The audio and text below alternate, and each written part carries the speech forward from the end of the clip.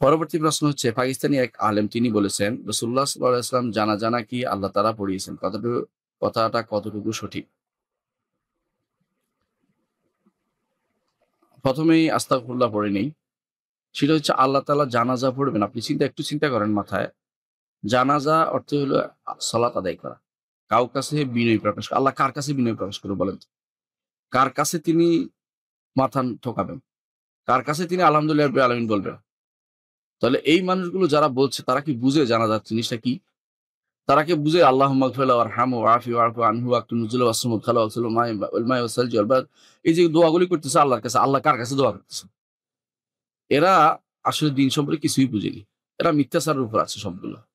এবং এদের মধ্যে এরকম বহু মিথ্যাচার করে যারা অনেকেই বলে থাকেন অমুকের জানাজা উনি আবার জীবিত হইয়া নিজে জানাজা নিজে পড়াইয়েছেন। এরকম বহুত মানুষ বলে থাকে। এগুলো সবই হচ্ছে মিথ্যাচার এবং এগুলি হচ্ছে বিভ্রান্তি, পথভ্রষ্টতা। এগুলি আসলে কোন ভালো আলেম কোনদিন বলে না। তো পাকিস্তানের যে সমস্ত আলেম আপনি বলছেন আলেম হইতে পারে না। এই কথা যে বলছে আলেমের কাতারে পড়ে না। আলেমের কাতারে পড়বে না সে কোনদিনই। সেটা বুঝে নাই যে কি করতেছে, কি বলতেছে এটাও জানে না।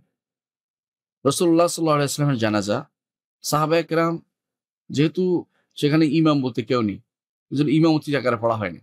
সাহাবায়ে কেরাম একদল যেতেন, গিয়ে তারপর সালাত জানাজা পড়তেন। অর্থাৎ প্রত্যেকেই তার মতো করে জানাজা পড়ে চলে আসছেন। দোয়া করে চলে আসছেন তার জন্য। প্রত্যেকে তার জন্য দোয়া করে চলে আসছেন। এখানে ইমামতি হয় না। রাসূল হাইয়ান ওয়া মাইয়িতান সবার ইমাম। জীবিত মৃত সর্বাবস্থায় তিনি সবার ইমাম। এজন্য তার ইমামতি আর কেউ করবে না। করে নাই। তো সেজন্য তার জানাজা ভিন্নভাবে পড়ানো হয়নি। যারাই গেছেন আফওয়াজান গোষ্ঠী যুগে যারাই গেছেন তারা যাইয়া কয়েকজন সালাত আদায় করে চলে আসছে। এইভাবে তার উপর জানাজা পড়া হয়েছে। কিন্তু ইমামতি হিসাবে তার জন্য জানাজা পড়া হয়নি। কারণ এটা রাসূলুল্লাহ সাল্লাল্লাহু আলাইহি ওয়াসাল্লাম তাদেরকে নির্দেশনা দেননি। যে আমার মৃত্যুর পর অমুক আমার ইমামতি করবে, জানাজা দিবে এটা বলা হয়নি। সুতরাং সেই হিসেবে তারা সেটাকে সেভাবে আমল করেছেন যে আমরা সবাই দোয়া করি রাসূলের জন্য এবং সাক্ষ্য দেই তার।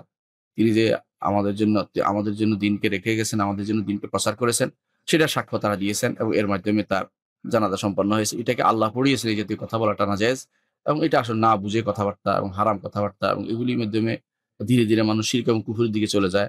তারা জানেই না যে সালাত কি জন্য পড়া হচ্ছে এবং কার জন্য পড়া হচ্ছে, কিভাবে পড়া হবে। সেটাও তারা জানে না এবং কি চাওয়া হচ্ছে সালাতের ভিতরে এটাও হয়তো তাদের অনেকের জ্ঞান নেই। এজন্য আমাদের এগুলি ভুল ছাড়া আর কিছুই নয়। এগুলো বুঝে নিতে হবে যে এগুলি ভুল। যারা এই জাতীয় কথাবার্তা বলে তারা আসলে আলেমদের কাতারে পড়ে না।